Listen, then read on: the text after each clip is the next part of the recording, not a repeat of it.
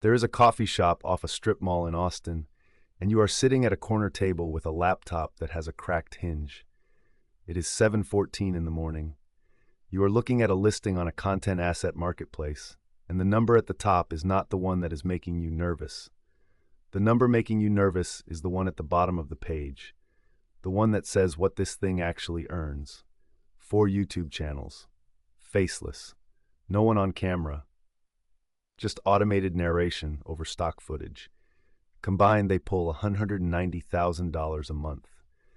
The seller is a man named Dario Esteves. He wants $3.1 million. The listing has been live for 11 days and he wants it fast. You have $22,000 in your operating account. Not $22 million. $22,000. You do the math on a napkin, like the math might be wrong. It isn't. You close the laptop, you open it again. Most people would close a browser tab and get on with their morning. You order a second coffee you don't particularly want. You're not entirely sure what you're doing. You wish you had a cleaner answer for that. You don't. You spend the next 6 weeks not making a single call. You spend them reading. You pull every public Social Blade estimate on all 4 channels. You cross-reference them with the RPM data Dario included in the listing. You build your own projection, not his. The network is earning, but unevenly. 2 of the 4 channels drive 80% of the revenue. The other 2 are coasting on old view counts, churning out nothing new. That is not a problem. That is information. You find Dario's content history. He built 3 of the 4 channels himself, then acquired the 4th 18 months ago for a price he mentioned once in a now-deleted Reddit post. You find the post, cached. He paid $280,000 for it. It is now the weakest channel in the network. He is underwater on that acquisition. That tells you something. He needs a number that makes the whole portfolio feel like a win, not a partial exit. He needs the story of the exit to be clean. You find the name of the freelance production manager who handles the channel's upload schedule. Her name is Yemi Okafor. She left a review for a stock footage library that mentioned the channel names, casually, like it was nothing. You write Yemi's name down. You don't reach out, not yet. You also find Marcus Ide. He runs a content asset brokerage out of Toronto, and he has publicly commented on 3 of Dario's channel niche deals in a LinkedIn thread from 8 months ago. You've actually met Marcus once at a creator economy summit. He said then offhandedly that automated faceless networks were undervalued on a per-seat hour basis. You wrote it down. Information is currency. That is not a clever thing to say. It is just true. You spend the information before you spend anything else. That is the order. 6 weeks of reading before a single phone call. Borderline obsessive. You know that. When you finally call Marcus ID, you don't lead with the opportunity. You ask him about his deal flow. You let him talk for 20 minutes. Then you mention the network. Hypothetically, he gets quiet in a way that is its own answer. Marcus says, that's either a really good buy or a really good way to lose everything you've got. You say, can you help me figure out which one? You meet Dario Esteves for the first time on a Tuesday morning video call. You dress well. Not flashy, just well. You are 6 minutes early. You check your camera angle. You put water on the desk that you don't touch once. Dario is somewhere in Lisbon. He has the slightly wired look of someone who has been running a fully remote operation alone for 4 years and is ready to stop. He talks. You do not steer. He tells you how he built the first channel in 2019 on weekends while he was still consulting. He tells you about the algorithm shift in 2021 that doubled his RPM overnight. He says it the way people talk about things that cost them something to build. You don't interrupt. You're not steering toward the deal. You just listen. There is a pause. You wait through it. Then you ask the only question you prepared. What makes now the right time? He is quiet for longer than is comfortable. Then he says his daughter was born 3 months ago. He says he wants to actually be present for the first year. He says it fast, like he hadn't planned to. There is a shift after that. Subtle, but it is there. Everyone else walked into that call with a pitch deck. Comps, multiples, a slide on channel growth. You didn't bring anything. You brought a question. You don't know if that was strategy or if you were just too nervous to perform. Honestly, a little of both. Near the end of the call, almost offhandedly, Dario mentions a number. Not 3.1 million. Something lower. Something that would let him close this cleanly and get on a plane. $2.4 million. He says it like it's a footnote. It isn't. He has already done the discounting in his own head. He just needed someone to be quiet long enough.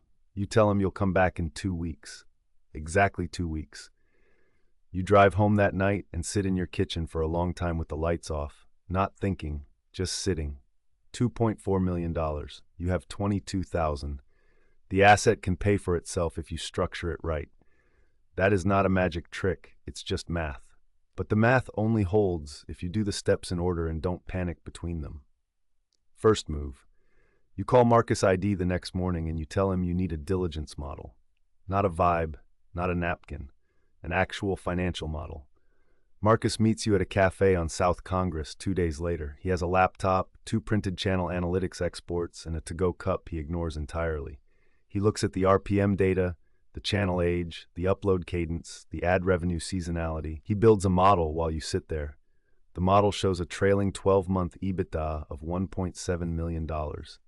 At the $2.4 million ask, you are buying at just under 1.4x earnings. For a media asset, that is low. It is low because the 2 weak channels drag the multiple. Marcus calls it a structural discount. You call it the reason you're here.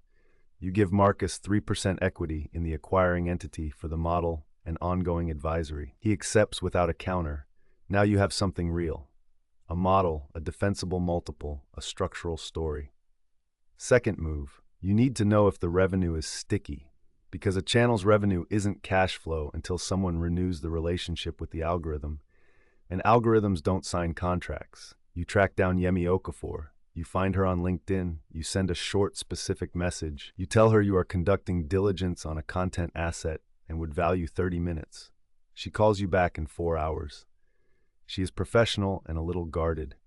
You ask her about the upload infrastructure, the vendor relationships, the editorial calendar lead time. She tells you the 2 strong channels have a 14-week content pipeline already built. 14 weeks of scheduled uploads, already produced, already queued. She says it offhandedly, like it's a minor operational detail. You write it down. 14 weeks of runway baked in. That is not a minor operational detail. That is a liquidity cushion. That is the asset telling you it can carry itself through a transition. You now have the model, the diligence on the production infrastructure, and a structural discount nobody else bothered to understand. A stack of things a bank will actually look at. Third move, the capital structure. You need a lender who understands recurring digital revenue, not a legacy commercial bank. You need someone who has done content asset lending before. You find a specialty lender through Marcus, a boutique credit firm called Arcline Capital Partners. They have done 3 prior digital media acquisition financings. You get a meeting with their senior associate, a woman named Priya Nair. She has the manner of someone who has heard every story and is waiting for the one that holds together. You put everything on the table, the model, the channel analytics, the 14-week pipeline confirmation, Dario's real number. You don't over-narrate it. You let the documents do it. You ask for 70% senior debt, not the full acquisition price, 70%. The business secures the loan. You are the operator who makes it run. Priya asks 3 specific questions. What are the channel ownership transfer mechanics under YouTube's terms of service? What is the ROFR structure on the 2 production contractors? What does the personal guarantee cover? You have answers to all 3, because you spent 6 weeks reading before you made a single call. 2 weeks later, Arcline issues a term sheet. Senior secured debt facility, $1.68 million. Floating rate at SOFR plus 4.2%, 36-month amortization, a personal guarantee, and a first charge on the network's AdSense account as collateral. $1.68 million. That closes 70% of the acquisition. You need the rest. There is always a voice in those 2 weeks of waiting. The voice says you are 1 unanswered email away from humiliating yourself in front of people you actually know. You listen to it. You don't stop. Fourth move, partners. You bring them in after the term sheet, not before. This is the order that matters. You call a man named Terrence Bowden. He is a retired broadcast engineer you met 3 years ago at an online content monetization forum. He has equity in two small newsletter businesses. His money is, as he once said, just sitting in money market funds. You meet Terrence at a diner the following Saturday morning. He is 64, moves slowly, asks slow, careful questions. You slide him the model, the term sheet, and a one-page deal summary. You are not selling a vision. You are showing him an existing profitable business with a lender who already did the hard part of the diligence. You offer him 11% equity for $480,000. He reads the model twice. He asks about the channel transfer risk. You show him the Yemi call notes. He says he wants to sleep on it. You tell him that's exactly right. He calls you Monday morning. He says he is in. You now need $240,000 more.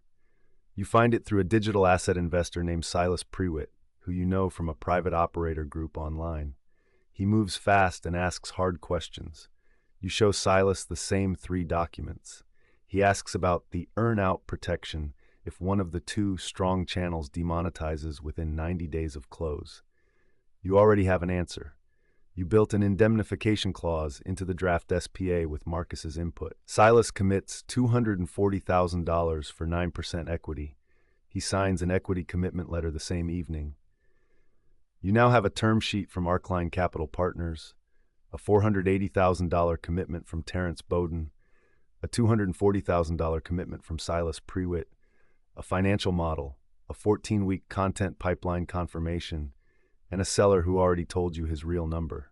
You control 80% of the acquiring entity with $22,000 of your own money. In theory, it is still very much in theory. Day 14, exactly when you said you would. Keeping that one promise feels like the only thing you actually control. So you control it completely. You offer $2.1 million below the number he gave you. You know that. He knows you know that. But the structure is the gift, not the price. $1.4 million at closing. $700,000 deferred over 24 months, backed by a personal guarantee and a first charge on the AdSense revenue accounts. Monthly payments that start in month 4 after the transition period. He isn't just getting a number, he is getting a clean exit, a real timeline, a way to actually put this down and get on that plane. He is quiet for a long time, longer than feels comfortable. You let it sit. Then he says, all right. Just that, like he has been holding something heavy and is finally, very carefully, setting it down on the floor. The SPA is executed 4 days later. Channel transfers initiated the same afternoon. You walk to your car. Your hands are a little unsteady doing up your seatbelt. You sit there for a while before you start the engine. You are not thinking anything in particular. You are just sitting with it.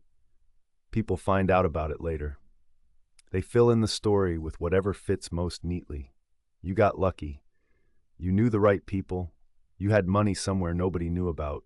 You understand why they need those stories. The alternative is uncomfortable. The alternative is 6 weeks of reading before a single phone call. A dark kitchen at midnight doing math that still doesn't add up. A consultant who tells you it might be stupid. A production manager who almost doesn't call back. 2 weeks of waiting on a term sheet. A retired engineer asking slow, careful questions while you try to look more certain than you feel. A seller going quiet on a video call for a very long time before he says 2 words. Information is currency. Structure beats capital. Partners come after the deal, not before. You don't buy what you can't afford. You build the conditions until you can. That is the part that never makes the headline. That is the part that is not a clean story, but it is the only part that is real. 4 faceless YouTube channels, a cracked hinge laptop in a strip mall coffee shop, and $22,000 that on its own was never going to be enough.